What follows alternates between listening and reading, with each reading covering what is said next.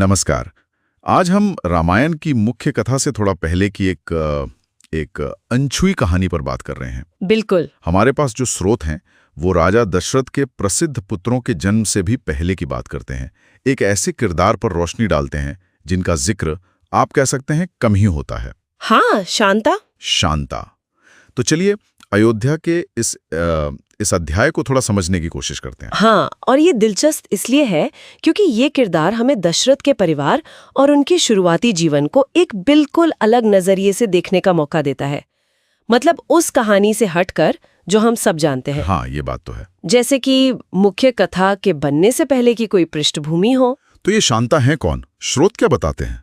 ये राजा दशरथ और कौशल्या की पहली संतान थी। हाँ, बिल्कुल। राम की बड़ी बहन। ये तो सच में चौंकाने वाली बात है। मतलब मुख्य कथा में तो इनका जिक्र लगभग है ही नहीं। सही कहा। उनका अयोध्या में न होना वो दरअसल एक पारिवारिक व्यवस्था का हिस्सा था। उन्हें अंग देश के राजा रोमपद और रानी वर्षिणी को गोद दे दिया गया था। अच्छा, गोद दे दिया गया था? हाँ, क्योंकि वर्षिणी जो थी वो कौशल्या की सगी बहन थी और रोमपद और वर्षिणी वो निसंतान थे, तो उन्हें एक तरह से उत्तराधिकारी की जरूरत थी। और ये भी हो सकता है कि इसमें कोई, आप कहें, कोई पुराना वचन या कोई समझौता भी शामिल रहा हो। अच्छा, तो ये मतलब सिर्फ एक पारिवारिक व्यवस्था नहीं थी, इसके पीछे शायद और भी कुछ हो। लेकिन क्या इस गोद देने का दशरथ या कौशल्या पर कोई मनोवैज्ञानिक असर पड़ा होगा? जैसे क्या इसने बाद में पुत्रों की जो कामना थी उसे और तीव्र किया होगा? देखिए, ये एक दिलचस्प संभावना है।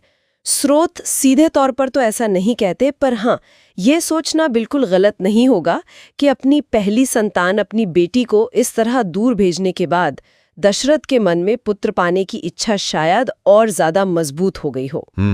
और यही इच्छा फिर हमें बाद में उस प्रसिद्ध पुत्र कामेष्ठी यज्ञ तक ले जाती है ना, जो रामायण की मुख्य कहानी का एक तरह से आधार बनता है। सही बात है। और फिर अंग देश में शांता का जीवन, उनका क्या हुआ? स्रोत बताते हैं कि उनकी कहानी वहां पर एक बहुत भयानक सूखे से जुड़ती है। हाँ, बिल्कुल।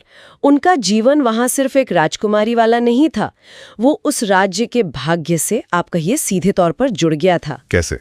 अंग देश में उस समय एक भयानक सूखा और अकाल पड़ा हुआ था, और उसे खत्म करने के लिए ऋषि ऋष्यशृंग द्वारा एक विशेष यज्ञ करवाना जरूरी माना गया। ऋषि ऋष्यशृंग? हाँ, वो तो महान तपस्वी थे ना? हाँ, बिल्कुल। वो जंगल में पले बढ़े थे और बाहरी दुनिया से, खासकर स्त्रियों से, पूरी तरह अनजान थे, अपरिचित थे। तो फिर उन्हें यज्ञ के लिए अंग देश कैसे लाया गया? इसमें क्या शांता की कोई भूमिका थी? हाँ, यहीं पर शांता की भूमिका आती है।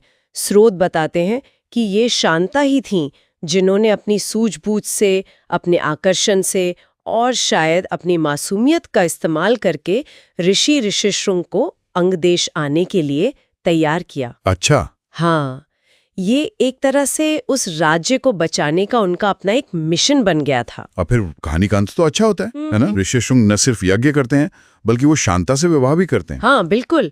और उनके यज्ञ और अनुष्ठानों से अंग देश में फिर से वर्षा होती है, समृद्धि लौट आती है। सोचिए, एक राजकुमारी जो अपनी जन्मभूमि अयोध्या से दूर है, लेकिन उसके ही प्रयासों से एक पूरे राज्य का भाग्य बदल जाता है। बिल्कुल, ये कहानी के पैमाने को एकदम बदल देता है।